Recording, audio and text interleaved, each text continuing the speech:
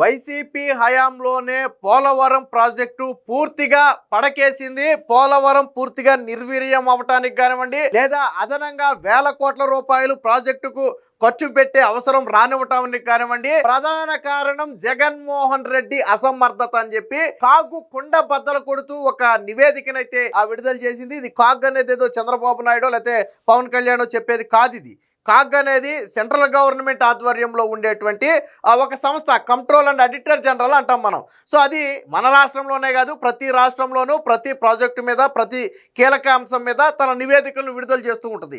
అలా ఆంధ్రప్రదేశ్కు సంబంధించి వైసీపీ హయాంలో జరిగినటువంటి భారీ అవకతవకలకు సంబంధించి ముఖ్యంగా ఆల్రెడీ మార్నింగ్ మనం ఒక వీడియో కూడా చేసుకున్నాం. రుషికొండ విషయంలో కాగు జగన్మోహన్ రెడ్డి పూర్తి పాత్రను మొత్తం కూడా బయటపెట్టింది. అసమర్థత, అవినీతి రెండు కూడా అందులో ఉన్నాయని కాగు స్పష్టంగా చెప్పింది. అలాగే పోలవరం విషయంలో కూడా జగన్మోహన్ రెడ్డి అసమర్థతను బయటపెట్టింది. అసలు పోలవరం ప్రాజెక్టు ఇంత డిలే అవ్వటానికి లేదా అదనంగా ఖర్చు పెట్టాల్సి రావటానికి ప్రధాన కారణం జగన్మోహన్ రెడ్డి టెండర్లను మార్చటమే. ఆల్రెడీ గతంలో చంద్రబాబు గారు సీఎంగా ఉన్నప్పుడు దిగిపోయే సమయానికి ఎవరైతే గుత్తేదారుడు ఆ కాంట్రాక్టును ఒప్పందం ప్రకారం కొనసాగిస్తున్నాడో ఆ కాంట్రాక్టర్ని తప్పించటమే ఈ మొత్తానికి ప్రధాన కారణం. ఇష్టేంటో తెలుసా? గతంలో కాంట్రాక్టర్ను తప్పించొద్దని పోలవరం ప్రాజెక్ట్ అథారిటీ అధికారులు రాష్ట్ర ప్రభుత్వానికి లేఖ రాశారు. లేదా కేంద్ర జలశక్తి సంఘం స్పందించే వరకు మీరు వేచి ఉండండి అని లేఖ రాస్తే ఆ లేఖను పెడచెవిని పెట్టి జగన్మోహన్ రెడ్డి సీఎం అయిన వెంటనే కాంట్రాక్టర్ను మార్చాడు. దానికి కూడా బిడ్డింగ్ వేసే టైం కూడా తక్కువ ఇవ్వడంతో కేవలం ఒకరు మాత్రమే బిడ్డింగ్లో పాల్గొంటే వాళ్ళకే టెండర్ కట్టబెట్టారు. వాస్తవానికి బిడ్డింగ్ రూల్స్ ప్రకారం కనీసం 2 టెండర్లలో పాల్గొనాలి. కానీ ఒకరే పాల్గొంటే గత్యంతరం లేక అప్పట్లో జగన్మోహన్ రెడ్డి వాళ్ళకే కట్టబెట్టాడు. దాని ఫలితంగా ఏమైంది? ఎప్పుడైతే ఒక కాంట్రాక్టర్ను మార్చి మరొక కాంట్రాక్టర్కి దీన్ని కట్టబెట్టారో ఈ గ్యాప్లో అప్పటి వరకు జరిగినటువంటి పోలవరం పనులకు రక్షణ లేకుండా పోయింది. ఆ తర్వాత వరదలు రావటం, కొత్త గుత్తిదారుడు పనులు చేసే అవకాశం లేకపోవటం, అదే వరదల సమయంలో డయాఫ్రామ్ వాల్తో పాటు మిగతా నిర్మాణాలు దెబ్బతినటం, దానికి అదనంగా మరికొంత దాదాపుగా 2-3 వేల కోట్ల రూపాయలు అదనంగా ఖర్చు పెట్టాల్సి రావటం, పైగా సమయం వృధా కావటం, ఇవన్నీ కూడా జరిగాయి. ఇవి నేను చెబుతున్నది కాదు, కాగు తన నివేదికలో చెప్పింది. అంటే పోలవరం ప్రాజెక్టు విషయంలో జగన్మోహన్ రెడ్డి పూర్తిగా ఫెయిల్ అయ్యాడు. ఇంకో ట్విస్ట్ ఏంటో తెలుసా? కేంద్రానికి లెక్కలు చెప్పటంలో కూడా జగన్మోహన్ రెడ్డి ఫెయిల్ అయ్యాడు. దాదాపుగా 449 రోజుల పాటు కేంద్రానికి లెక్కలు, అంటే మనం ఒక పని చేసిన తర్వాత ఆ పనికి సంబంధించినటువంటి లెక్కలను కేంద్రానికి ఇవ్వాలి, ఎందుకంటే దీని ఫండింగ్ కేంద్రం నుంచి వస్తుంది. అక్కడ ఫెయిల్ అయ్యాడు. రెండోది, రాష్ట్ర బడ్జెట్లో పోలవరం ప్రాజెక్టుకి నిధులు పెట్టామని చెబుతూనే వాటిలో కనీసం 20% నిధులు కూడా ఏ సంవత్సరం ఖర్చు చేయాలంటే ఈ సంవత్సరం నేను పోలవరం ప్రాజెక్టుకి 100 కోట్లు రాష్ట్ర బడ్జెట్లో పెడితే అందులో 20 కోట్లు కూడా పోలవరం ప్రాజెక్టుకి ఖర్చు చేయరు. 5 సంవత్సరాలు జరిగింది అదే. అంతేకాదు పోలవరం ప్రాజెక్టు లెక్కలు, అధికారులు చెబుతున్నటువంటి లెక్కలకు రాష్ట్ర ప్రభుత్వం దగ్గర ఉన్నటువంటి పద్దులకు మధ్య కూడా డిఫరెన్స్ ఉంది. ఇది కూడా నిన్న కాగు కుండ బద్దలు కొట్టింది. అంటే మొత్తంగా కాగు నిన్న చెప్పిన అంశాలలో ప్రధానమైనది పోలవరం ప్రాజెక్టు పూర్తిగా నిర్వీర్యం చేయడానికి ప్రధాన కారణం గుత్తేదారుడి మార్పు. సో ఈ విషయంలో జగన్మోహన్ రెడ్డిని హెచ్చరించిన పెడచెవిని పెట్టి ఆ రోజు గుత్తేదారుడిని మార్చడమే ఈ ప్రాజెక్టు ఆలస్యానికి లేదా అధిక బడ్జెట్కు ప్రధాన కారణం అని చెప్పి కాగు అయితే చెప్పింది. నిన్న కాగు చెప్పినటువంటి కొన్ని అంశాలు వార్తారూపంలో వచ్చి ఒకసారి చూద్దాం. గుత్తేదారుడి మార్పు అతిపెద్ద తప్పు. పోలవరంలో 2019 వరకు చేసిన కట్టడాలకు దిక్కు లేకుండా పోయింది. అందుకే డయాఫ్రామ్ వాల్, ఎగువ కాపర్ డ్యాంకు ఇతర నష్టాలు, షెడ్యూల్ క్రమం పాటించకుండా నిర్మాణాల కుండ బద్దలు కొట్టిన కాగు నివేదిక. పోలవరం ప్రాజెక్టు నిర్మాణంలో జగన్ సర్కారు ఏర్పడిన వెంటనే 2019లో గుత్తేదారులను మార్చడం వల్ల అప్పటి వరకు చేసిన పనులకు రక్షణ లేకుండా పోయిందని, ఆ తర్వాత వచ్చిన భారీ వరదలకు డయాఫ్రామ్ వాల్ ధ్వంసమైందని కాగ్ నివేదిక తప్పుపట్టింది. గుత్తేదారుడిని మార్చొద్దని పోలవరం అథారిటీ సీఈఓ ఇచ్చిన సలహాను నాటి ప్రభుత్వం పెడచెవిన పెట్టిందని ఆక్షేపించింది. జాతీయ ప్రాజెక్టు అయిన పోలవరం రాష్ట్ర ప్రభుత్వం నియమించిన నిపుణుల కమిటీ పరిధిలోకి రాకపోయినా కమిటీ వేసి దాని సిఫారసుల పేరుతో గుత్తేదారును మార్చడాన్ని కూడా ఎండగట్టింది. వాస్తవానికి పోలవరం అనేది జాతీయ ప్రాజెక్టు. సో రాష్ట్ర ప్రభుత్వం దీని మీద కమిటీని వేసే అర్హత లేదు. అయినప్పటికీ కూడా జగన్మోహన్ రెడ్డి రాష్ట్ర ప్రభుత్వ ఆధ్వర్యంలో ఒక కమిటీని వేస్తున్నట్టుగా చెప్పి ఆ తరువాత వెంటనే గుత్తేదారును మార్చాడు. వాస్తవానికి ఈ గుత్తేదారుడు మార్పు అనేది కమిషన్ల కోసం జగన్మోహన్ రెడ్డి పన్నిన నాటకం ఇది, అందులో డౌటే లేదు. గుత్తిదారుడు మార్పు అనేది కేవలం జగన్మోహన్ రెడ్డి కమిషన్ల కోసం ఆడినటువంటి డ్రామా. దాని ఫలితంగానే ప్రాజెక్టు దెబ్బతింది. 2019లో రాష్ట్రంలో ప్రభుత్వం మారగానే హఠాత్తుగా నిబంధనలకు వ్యతిరేకంగా పాత గుత్తిదారుడిని ఒప్పంద గడువుకు ముందే మార్చారు. దీంతో అప్పటి వరకు కట్టిన నిర్మాణాలకు రక్షణ కల్పించే నాదుడే లేకుండా పోయాడు. ఫలితంగా భారీ వరదలతో డయాఫ్రామ్ వాల్ ధ్వంసమైంది. దానికి చేసిన మొత్తం ఖర్చు అప్పటికే 399 కోట్లు వృధాగా పోగా దాని దిద్దుబాటు కోసం మరొక 2020 కోట్లు అదనంగా ఖర్చు పెట్టాల్సి వచ్చింది. అలాగే కాఫర్ డ్యాము రక్షణ కోసం అదనంగా మరొక 143 కోట్ల రూపాయలు ఖర్చు పెట్టాల్సి వచ్చింది. సో ఇవన్నీ కూడా నిన్న కాగు తన నివేదికలో కుండబద్దలు కొట్టింది. ఇక ప్రణాళికాబద్ధమైన షెడ్యూల్ పాటించలేదంటూ డయాఫ్రామ్ వాల్ నిర్మాణానికి ముందే నదీ ప్రవాహాన్ని స్పిల్ ఛానల్ ద్వారా మళ్లించలేదని ఉదహరించింది. అన్ని పనులు సమాంతరంగా చేయాలని కేంద్ర రాష్ట్ర ప్రభుత్వాలు ఉమ్మడిగా నిర్ణయించారనే ప్రభుత్వ వాదనను కాగ్ అయితే పూర్తిగా నిన్న తప్పుపట్టింది. సో దీని మీద 2017-18 నుంచి 22-23 వరకు మధ్య చేసిన పనుల్లో జరిగినటువంటి నిబంధనల ఉల్లంఘన గురించి చెప్పడం జరిగింది.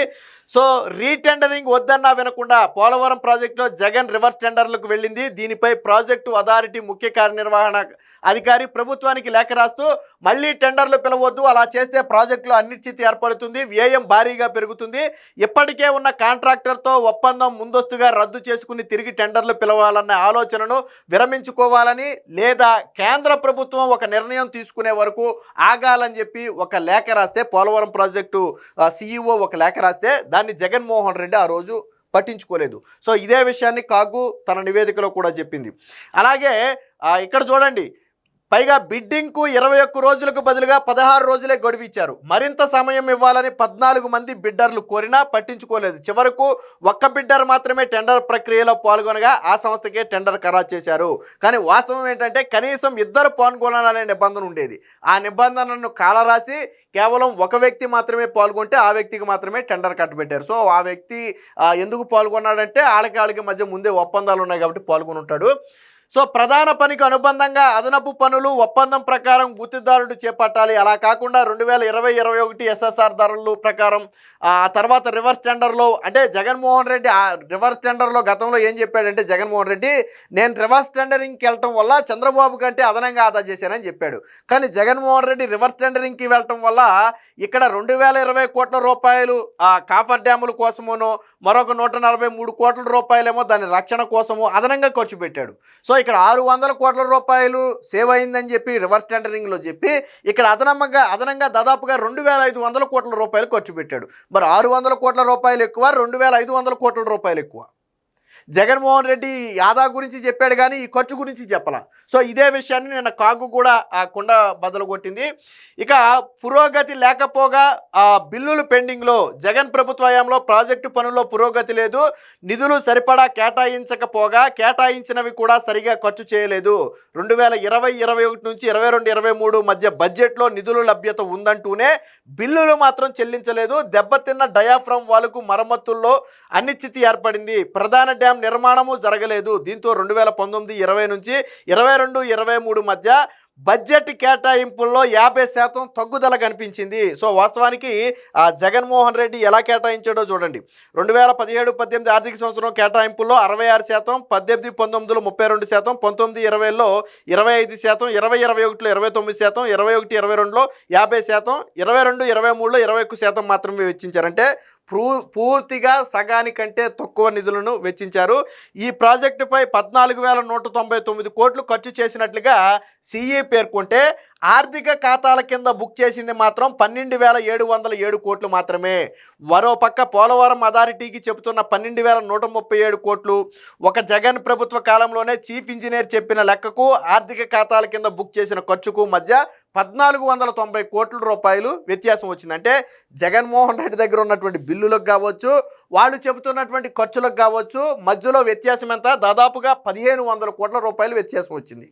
మరి ఈ 1,500 కోట్ల రూపాయలకు ఎందుకు ఎందుకు లెక్కపత్రాలు లేకుండా పోయాయి అనేది నిన్న కాగ్ అడిగినటువంటి ప్రశ్న.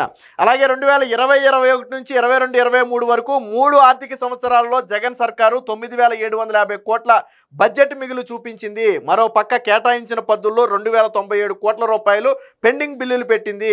పోలవరం బిల్లులను ప్రాజెక్ట్ అథారిటీ కేంద్ర జలశక్తి శాఖకు సమర్పించి రీఎంబర్స్ చేయడంలో 10 నుంచి 449 రోజులు ఆలస్యమైందని చెప్పి నోడల్ అధికారులు నియమించిన తర్వాత కూడా జగన్మోహన్ రెడ్డి చేయలేదని చెప్పారు. అలాగే భూసేకరణ గత ప్రభుత్వంలో సేకరించిన వరకు సేకరించింది. ఆ తర్వాత దాన్ని కంటిన్యూ చేయాల్సిన జగన్మోహన్ రెడ్డి భూసేకరణ మీద దృష్టి పెట్టలేదు. అందులో పూర్తిగా విఫలమయ్యాడు. మీకు గుర్తుంటే ఒకసారి పోలవరం ఏదో వరదలు వచ్చిన సందర్భంగా జగన్మోహన్ రెడ్డి పోలవరానికి వెళ్తే అక్కడ నిర్వాసితులందరూ మాకు ఇవ్వాల్సిన పరిహారం గురించి ఏంటండి అని జగన్మోహన్ రెడ్డిని ప్రశ్నిస్తే నరేంద్ర మోదీ గారు డబ్బులు ఇవ్వలేదు, ఇది జాతీయ ప్రాజెక్ట్, ఇది నరేంద్ర మోదీ గారు డబ్బులు ఇస్తే నేను మీకు ఇస్తానని చెప్పి తప్పించుకుని వెళ్ళిపోయాడు తప్ప ఆ పోలవరం ప్రాజెక్టు నిర్వాసితులకు నిధులు ఇవ్వాల. అంటే మరి ఇది జాతీయ ప్రాజెక్ట్ అని చెప్పిన జగన్మోహన్ రెడ్డి ఎందుకు నెత్తి రుద్దుకున్నాడు దీన్ని? అంటే వాళ్ళు నిర్వాసితులు డబ్బులు అడిగితే మాత్రం నరేంద్ర మోదీ ఇవ్వాలి. ఆ నిర్వాసితులకి చెప్పింది అదే. కానీ 2019 ఎన్నికలప్పుడు ఏం చెప్పాడు? నేను చంద్రబాబు ఇచ్చిన ప్యాకేజీ కంటే అదనంగా ప్యాకేజ్ ఇస్తానని చెప్పాడు. నిర్వాసితులందరికీ నేను అండగా ఉంటానని చెప్పాడు. కానీ గెలిచిన తర్వాత మాత్రం నరేంద్ర మోదీ డబ్బులు ఇవ్వలేదు, ఇస్తే నేను మీకు ఇస్తానని చెప్పి తప్పించుకుని పారిపోయాడు. అంటే పోలవరం ప్రాజెక్టు పూర్తిగా ఇంత నిర్లక్ష్యానికి గురవటానికి ప్రధాన కారణం జగన్మోహన్ రెడ్డి. చంద్రబాబు గారు దిగిపోయే సమయానికి దాదాపుగా 71.4% అంటే సుమారుగా 72% పనులు పూర్తి చేసి చంద్రబాబు గారు ఆ రోజు ముఖ్యమంత్రి పదవి నుంచి దిగిపోతే జగన్మోహన్ రెడ్డి హయాంలో మొత్తంగా 2% పనులు కూడా పూర్తి చేయలేదు. ఇప్పుడు చంద్రబాబు గారు సీఎం అయిన ఈ 2 ఏళ్లలోనే దాదాపుగా 20% పైగా పనులు పూర్తయ్యాయి. అందుకనే ఆ పుష్కరాల కంటే ముందే నేను గోదావరిని జాతికి అంకితం చేస్తామని చెప్పి చంద్రబాబు గారు ఆల్రెడీ ప్రకటన కూడా చేశారు. అంటే ఆల్మోస్ట్ 90% పనుల వరకు కూడా పూర్తయిపోయినట్టుగా ఉన్నాయి. మొన్న కేంద్రం నుంచి వచ్చినటువంటి పోలవరం ప్రాజెక్టు అధికారులు కూడా ఆ పనుల వేగాన్ని చూసి సంతృప్తి వ్యక్తం చేశారు. చంద్రబాబు గారు కూడా నెలకు ఒకసారి ఖచ్చితంగా పోలవరం పర్యటన చేయటం, అలాగే నెలకు 2 సార్లు ఖచ్చితంగా ఆ శాఖ అధికారులతో సీఎం ఆఫీసులో సమీక్ష నిర్వహించడం. ఈరోజు నిన్న కూడా పోలవరం ప్రాజెక్టు విషయంలో నిమ్మల రామానాయుడుతో పాటు ఇతర అధికారులతో పాటు ఆయన సమీక్ష నిర్వహించాడు. ఎక్కడా కూడా నాణ్యత విషయంలో రాజీ పడొద్దని చెప్పి నిన్న కూడా ఆయన మళ్ళీ చెప్పడం జరిగింది. ఎంతటి అధికారులైనా సరే తీవ్ర పరిణామాలు ఉంటాయని నేను ఆయన హెచ్చరించాడు చంద్రబాబు గారు. అది పోలవరం ప్రాజెక్టు పురోగతి ఇప్పుడు. కానీ జగన్మోహన్ రెడ్డి హయాంలో పూర్తిగా పెద్ద తప్పు ఏంటంటే, ఫస్ట్ తప్పు ఏంటంటే గుత్తేదారుడిని మార్చడం, కాంట్రాక్టర్ని మార్చడం. అదే పోలవరం ప్రాజెక్టుకి శాపంగా మారింది. ఏది ఏమైనా మొత్తంగా పోలవరం ప్రాజెక్టు విషయంలో జగన్మోహన్ రెడ్డి చేతగానితనాన్ని ఈరోజు కాగు ఎండగట్టింది. దాన్ని నిన్న అసెంబ్లీ సాక్షిగా చంద్రబాబు గారు ప్రజల ముందైతే ఉంచారు.